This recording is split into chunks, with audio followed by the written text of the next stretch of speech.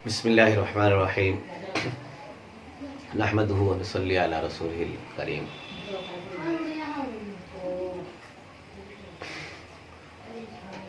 শুধু জনসাধারণ, ঋণ ও পাওনা প্রসঙ্গে জহাতর মাসলা এটা আমরা লাগি জানা জরুরি।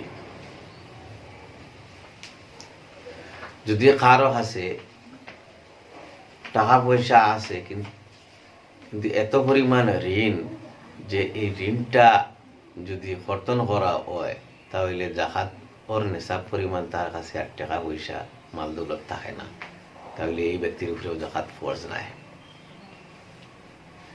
যার কাছে টাকা পয়সা আছে কিন্তু মানুষে ভাইটা ফারা টেকা, মানুষের টেকা এখন আদায় করার বাদে দেখা যায় নেশাব পরিমাণ যেটাই ফরজ হয় জাকাত, নেশাব পরিমাণ তার কাছে টেকা নাই, তাহলে তার উপরেও জাকাত ফরজ নাই।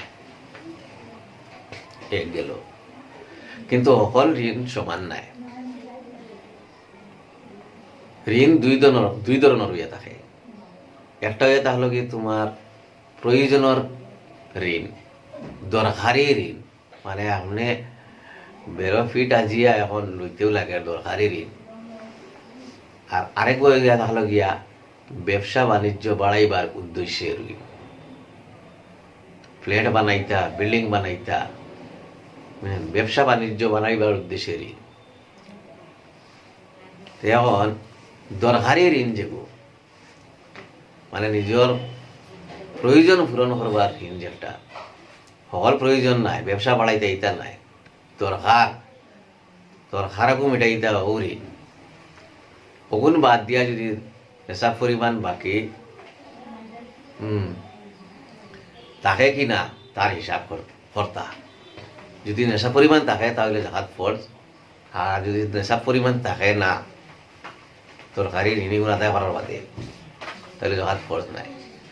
কিন্তু যেগুলা ঋণ উন্নয়নের লাগিয়া নেওয়া হয়, যেমন কারখানা বানাইতা, কিবা বিল্ডিং ভাড়া দিবার লাগিয়া বা বেসার লাগিয়া বিল্ডিং বানানি, অথবা ব্যবসা বাড়াইবার লাগিয়া যেটা ঋণ নেওয়া হয়, ইটার জাকাতর হিসাবর সময় ইটা ঋণ হামাইতো নাই, পুরা টেকা তাইব জাকাত। কারণ এগুলো তোমার দরকারি নাই, এই দরকার নাই, এগুলো তোমার ব্যবসা বাড়াইবার লাগিয়া, আয় উন্নতির লাগি, তাহলে এগুলো তো ঋণ হইয়া কিন্তু করতো না, এখানে পুরা টেকা তাইব জাকাত। 3 নম্বর মশলা,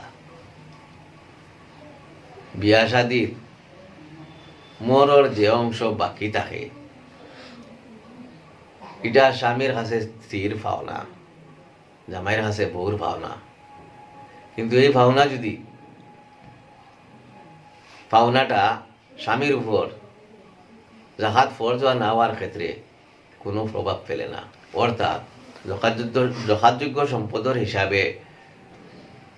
হিসাবের সময়, মানে তার উপরে জাকাত ফরজ হয় তার সম্পদের হিসাবের সময় এই ঋণ বাদ দেওয়া যাইত নাই, বরং সারা সম্পদের জাকাত দিতে হইব।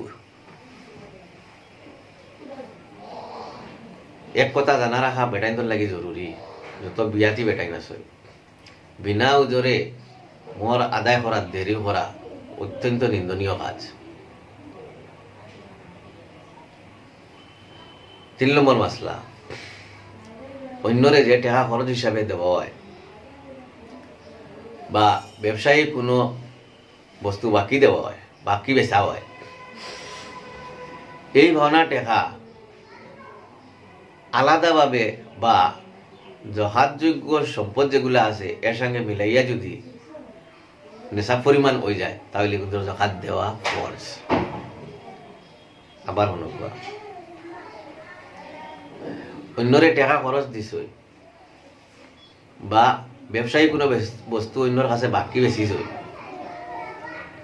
আলাদাভাবে কিবা তো আপনার কাছে যে ব্যাংক ব্যালেন্স আছে বা টাকা পয়সা আছে, সোনা রূপা আছে, এটার লগে মিলাইয়া যদি নেশা পরিমাণ হয়ে যায় এগুন তো জাকাত দেওয়া ফরজ।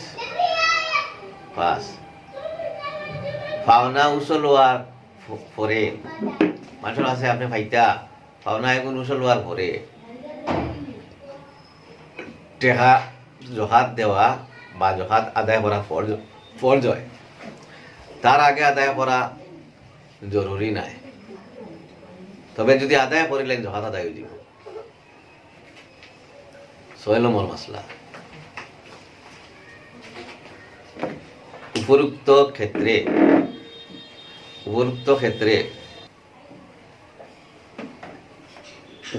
ক্ষেত্রে ফাওনা উসল হইতে যদি কয়েক বছর সময় দেরি হয়ে যায়, মানে খাটি যায় গিয়া, তাহলে উসল হওয়ার বাদে বিগত যত বছর গুজরিছে, অতিবাহিত হয়ে গেছে গিয়া, সব বছর জাকাত আদায় করা ফরজ। অর্থাৎ এক মানুষের আপনার ঋণ দিছ, এই টাকাটা আপনার 1 বছর বাদে বা 2 বছর বাদে বা 3 বছর বাদে বা 5 বছর বাদে বা 10 বছর বাদে দিছে, এই দেওয়ার বাদে আপনার যদি 1 বছরও দেরি হয় বা 5 বছর বা 10 বছর, ওই 1 বছর 5 বছর 10 বছর বিগত দিনেরও আপনার জাকাত দেওয়া ফরজ উসল হওয়ার বাদে।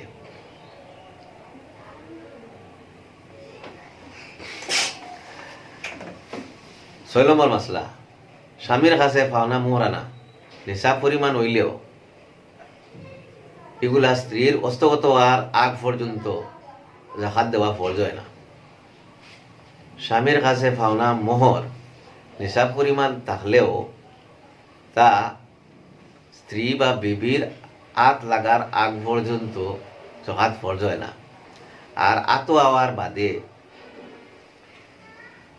আত হওয়ার আগ থেকে যদি স্ত্রী কাছে জাকাত সব পরিমাণ সম্পদ থাকে, মানে তাই নেশা, এই স্ত্রীর নেশাবর মালিক ওই জাকাত যোগ্য সম্পদের মালিক ওই, তাহলে ইটারও জাকাত আদায় করতে লাগবো, বছর হওয়া জরুরি নাই।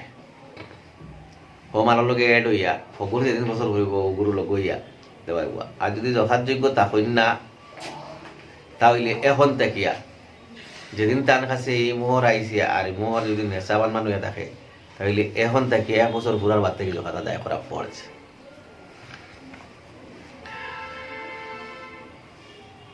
8 নম্বর মাসলা,